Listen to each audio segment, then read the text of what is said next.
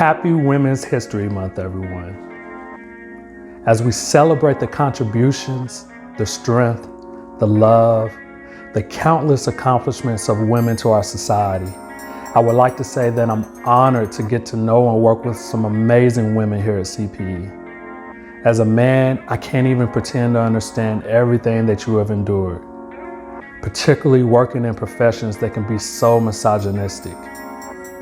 All I can say is, we see you, we acknowledge you, we love you, and we say thank you.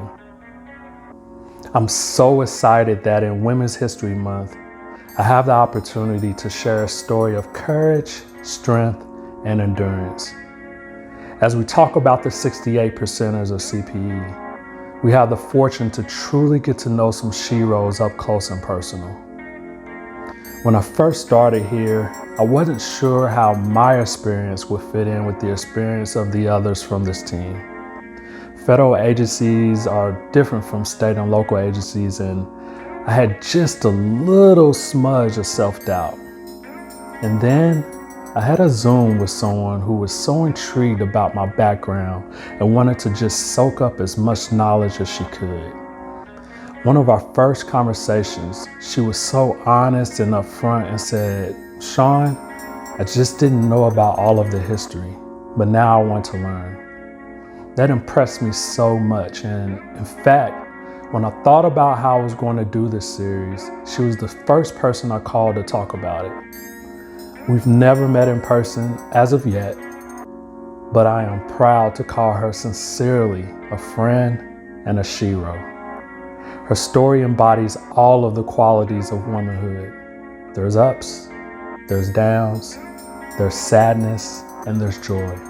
And through it all, she has lived a life truly dedicated to serving others. Today, we learn about Janie's lived experience on this episode of The Soul That's Within.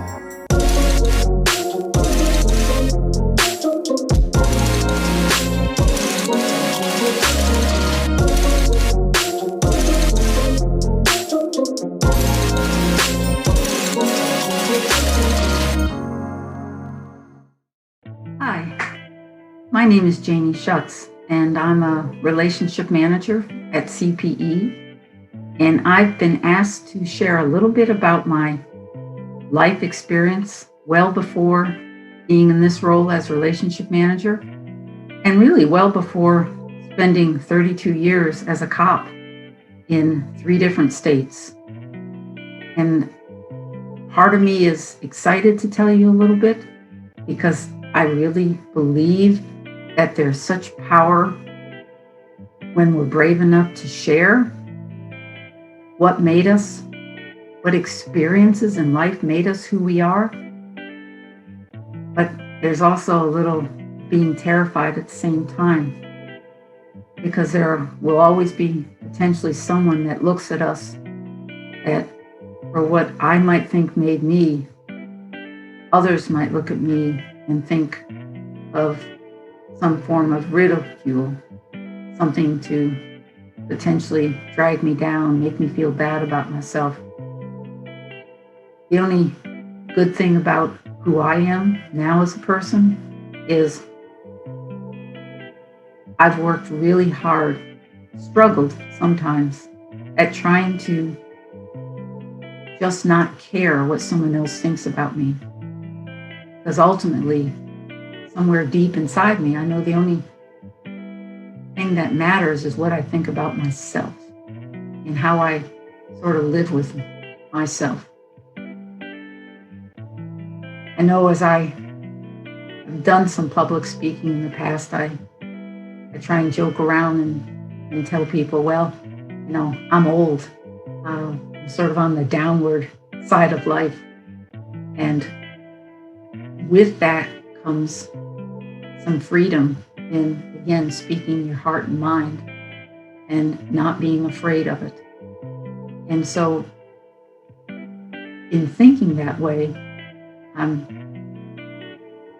happy to share some of what made me who I am, and really ultimately what directed me into law enforcement over my cherished idea of wanting to be a defense attorney in the criminal justice system.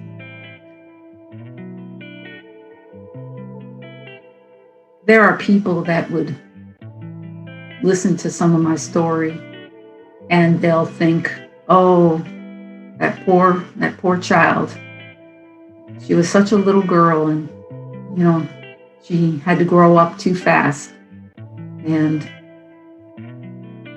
I don't see it like that anymore. I see it as opportunities that, again, gave me the strength to enjoy the good times in life, but also the strength to hold on during the really tough and dark days of my life. And I've had some pretty dark days. Several years back, I read a quote by a guy that I have held on to really tight. Because when I think back in my life, I think this guy came up with words to express how I have felt and how I have made it, and sort of not self-destructed when certain areas of my life were challenged as to whether someone might think I was a good enough person to even be a person. And the guy's name was Joseph Campbell, and he wrote, "The cave you fear to enter holds the treasures that you seek." When you really think about those words, walking through life experiences, through the ups, climbing up the mountain, going down the valley, if we understood that it's those experiences that are going to ultimately make us hopefully a stronger person, a better person that can give back in this world, those are the treasures. And I'm excited to tell you that at this stage in my life, I've discovered a lot of treasures. A lot of treasures I didn't always know I had. But I'm happy to share a little bit. It began long, long ago, and it began with my mom and dad getting married. We all lived in Michigan, just outside of Detroit. I was born in the city of Highland Park, and though I don't remember any of it, I can tell you that all of my mother's side of the family lived in Michigan. And so there were many years that we would go and visit and enjoyed some memories that are good memories that no one can ever take away. And so Michigan brought some good memories. It brought some bad, but overall, it brought good, strong memories. When I was somewhere around 2 or 3, my parents moved to New Jersey. And they settled, I think, initially somewhere in central New Jersey. I don't know the town. And they were both professional dog handlers, which means that they are people that would go to like the Westminster Dog Show and show a dog for the owner. They were the handlers of that dog. And they both did very well, and especially my dad. But it wasn't too long after that my mom and dad obviously stopped getting along. I think alcoholism was involved. I think domestic violence was part of the story. And they ended up divorcing. And my mom became a single mom. And she had 3 girls. I was the youngest of 3. And one of my sisters, my sister Cindy, was what was then called mentally retarded. Cindy had been in a car accident as a baby, long before there were car seats. And she had hit her head and there was brain damage. But my mom never backed away from taking care of us as a single mom. And we moved to Sussex County, New Jersey. It's the top northern county in the state.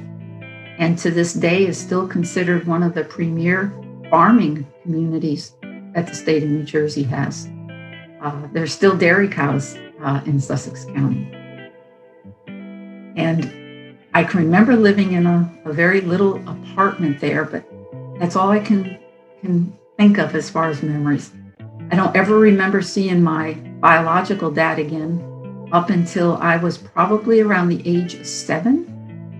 My mom ended up remarrying when I was 5, and she remarried a bachelor.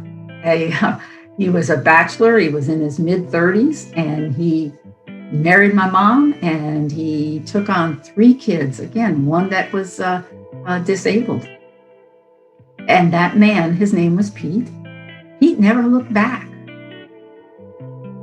I don't think he ever blinked an eye when he looked at us 3 girls, that he didn't consider us his very own. I can remember Cindy had a name for Pete, and it brought her a lot of comfort. And she always called him my Hercules. Pete was Hercules to her because Pete loved Cindy for who she was. He didn't see the disability, and he took care of her and my sister and I and my mother to the very best of his ability. So we lived the rest of our time, up until the time I left for college, we lived in Sussex County. Now, we lived in a couple different homes because Pete was a real estate and insurance guy. And my mother was, I'd like to say she was a political animal. My mom was very involved in politics all her life. She was actually appointed to the under President Nixon to the National Board on Mental Retardation. She traveled around the country fighting for the rights of, again, what was then termed the mentally retarded. And then when that stint ended, she came back to New Jersey, and she never let politics go, whether it was at the state or national level, local level. She was always involved in the support of some political campaign. I don't ever remember her running for office at that stage in life, but I know in her later life she did. And so there was an oddity in that my mom wasn't always home a lot, but Pete was. He came home every night. We had a long-term babysitter. Her name was Hazel. And Hazel was sort of our substitute mom when mom was out traveling. And again, good memories from all of that. So from Michigan, being a Michigan girl, to being a Jersey girl, not a traditional Jersey girl, but a Jersey girl. I had a good upbringing with a few dark areas that I need to share. I need to share because there's others that have those dark areas, and I need to let people know that it's okay and you'll get through it. I said when I was about 7 or 8 that my biological father started coming around and wanted visitation rights, and I guess was granted them because I think it was like every other weekend, my sisters and I would go, he would come and pick us up, and he lived a couple hours away, and we would spend the weekend with him and his new wife. And they had a baby of their own by that time. And I can remember the times of being with my biological father and his wife. They were good times. He didn't have a lot of money. Ultimately, I think he was fairly poor, but it never showed when he had us. And I can remember meeting his family and various cousins. And the weekends were good. But then there was the time of coming home from those weekends. And invariably, my biological dad, he was either always late on child support, or he was picking us up late, or he was bringing us back late. But my strongest memory is of cops being there at the house when my dad would bring us home from those weekend visits. And I was young enough, so as a kid, you're always shooed upstairs but I could hear the arguing. I think my mom had my dad arrested at some point. And the sad part about it is, to this day, though my biological father is passed away long ago, my mom is still alive. But if I were to talk about his name, she's in her mid-80s, and she has nothing good to say. And I find that sad. I find it sad for her. But she also doesn't know the toll it took on myself and my sisters. And I think it took a toll on my stepdad, Pete. But Pete never let on.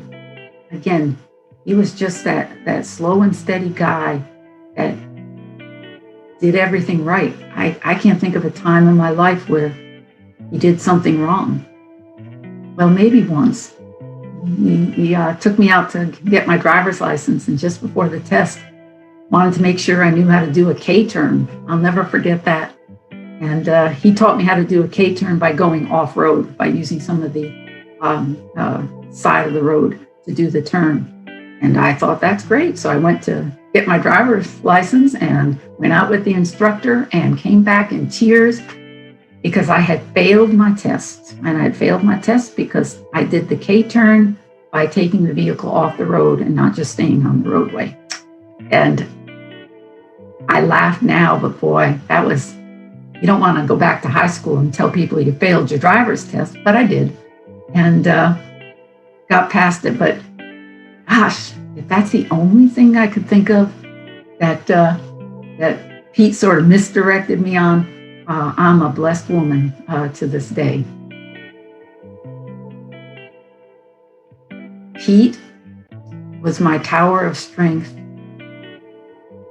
during some of my toughest times.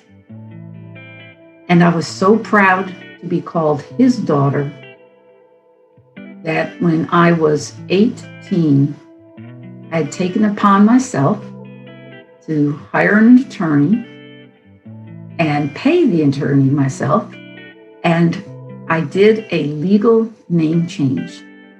And I changed my name from Janie Jantush, and I took Pete's last name, Janie Ora.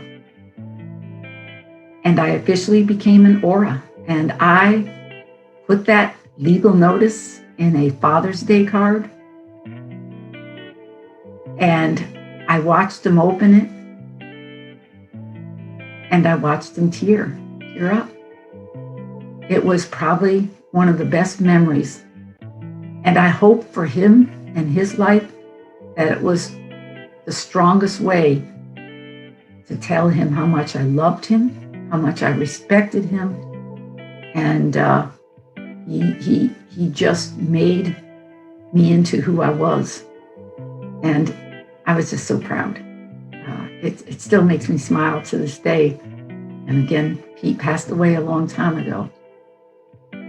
But the other experience in my life where Pete was my tower of strength was during one of those very dark caves that I had walked into, and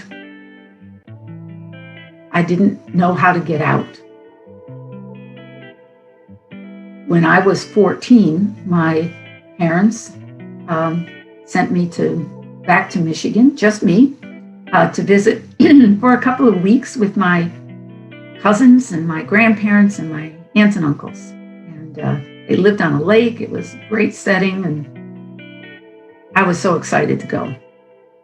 And it was during that trip in visiting the home of one of my uncles. It happened to be my mom's youngest brother. And he had 4 kids, had a girl my age. He ran a little convenience liquor store. That's the memory of it. And remember, I'm telling you, I didn't know what I didn't know, but it was during that visit that he raped me on 2 occasions. And I can remember being at his house late at night after the first time and just sobbing because I didn't know.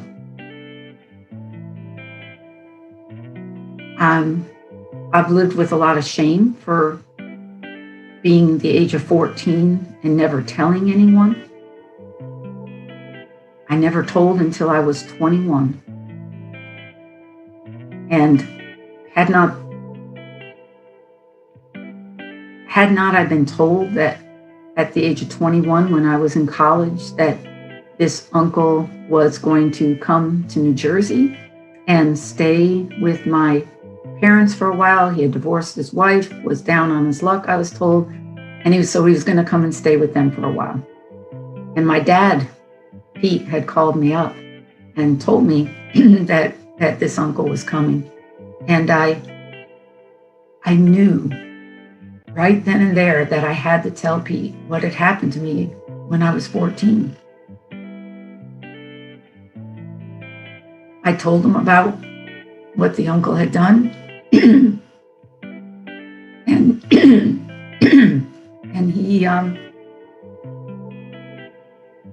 he loved me through the whole talk. He loved me through his words of support. He loved me with encouraging words, telling me that he would never let this uncle come into the house. He would never let the uncle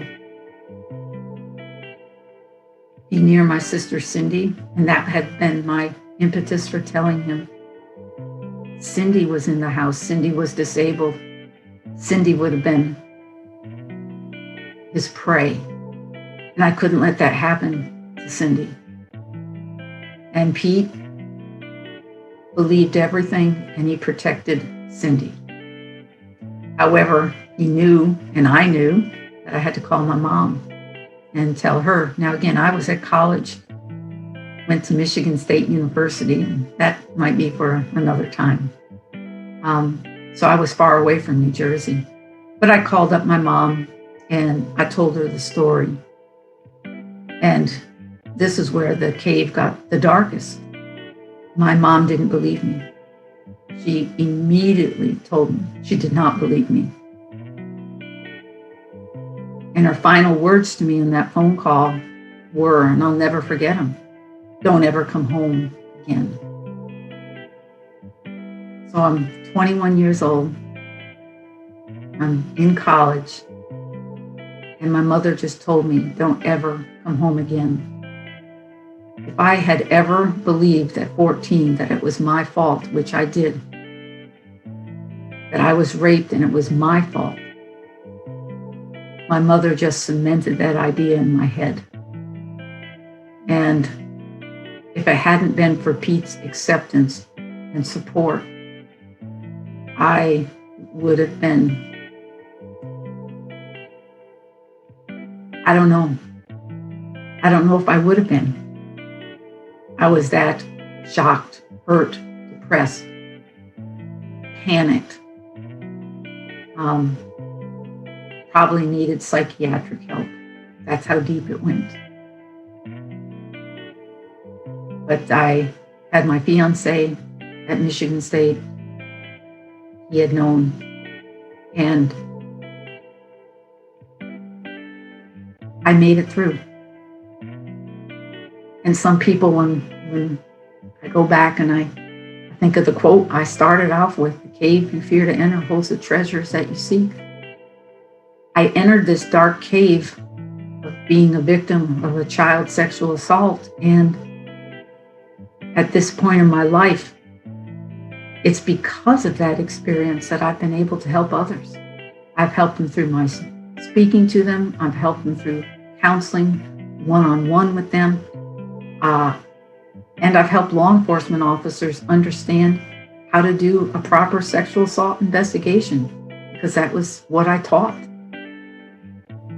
And I look at that in that I may never have gone down that road had not I been forced to really deal with the hurt and pain, and then finally coming to the realization it wasn't my fault. It just wasn't my fault. So Pete was my rock, and I will always love the memories that he brought to me in being my rock. He and my mother provided a home in Sussex County that was always warm, always had food, maybe didn't always have the outward love from my mother, but she had quieted down in some of her political activities, so she was home more often. And I had a great high school experience. I attended the High Point Regional High School, and we were the Wildcats. And I loved high school. I loved the classes. I became very involved in sports, field hockey team. I was on the basketball team.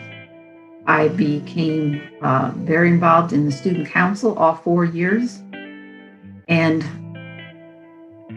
ultimately, I think it all paid off. I ended up with a scholarship to attend college, and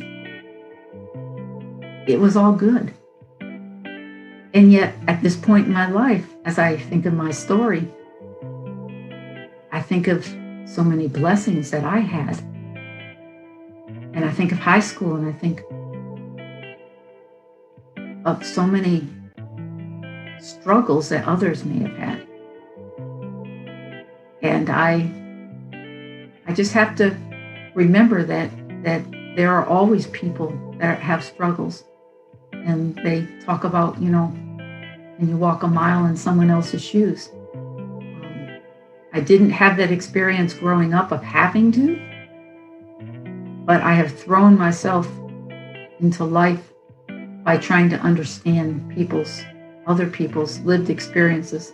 And I've tried to be ultimately that cop that got it, that understood that everybody's somebody. I coined that expression in my first chief's position to the point where I had it embroidered on a table topper.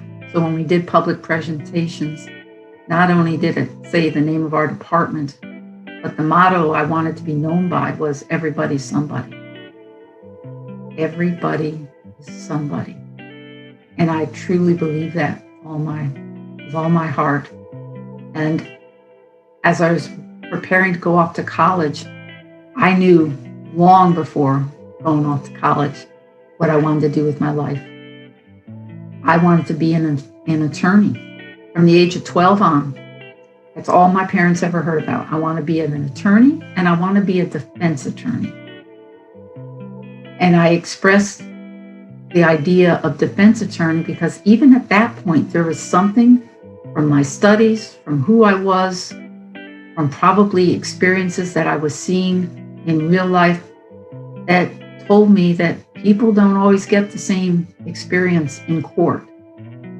And that potentially I could be that person that gives them a fair experience in court. And being a defense attorney told me that's how to do it. So I went on to college and to law school with that in mind.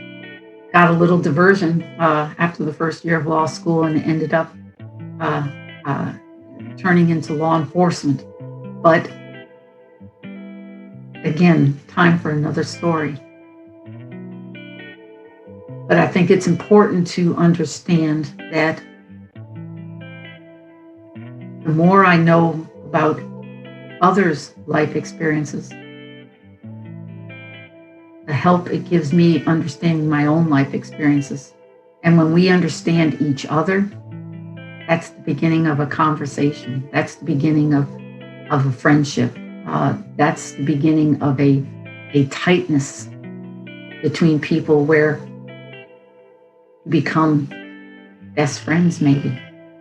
And I've been excited to get this opportunity just to give you a glimmer of what and how I sort of began and how I went on to college, law school, and mother of 6 children myself. But I took all of those little life experiences and I put them into my 32 years of law enforcement. And though I have good stories and bad stories there, I have stories that I'm always willing to share because I know that's how we help each other. So I just want to thank you all right now for all that you've done for me. I hope you've enjoyed just hearing a little bit about who I am and how I sort of got to be who I am. And I look forward to our next go around. Take care and thank you.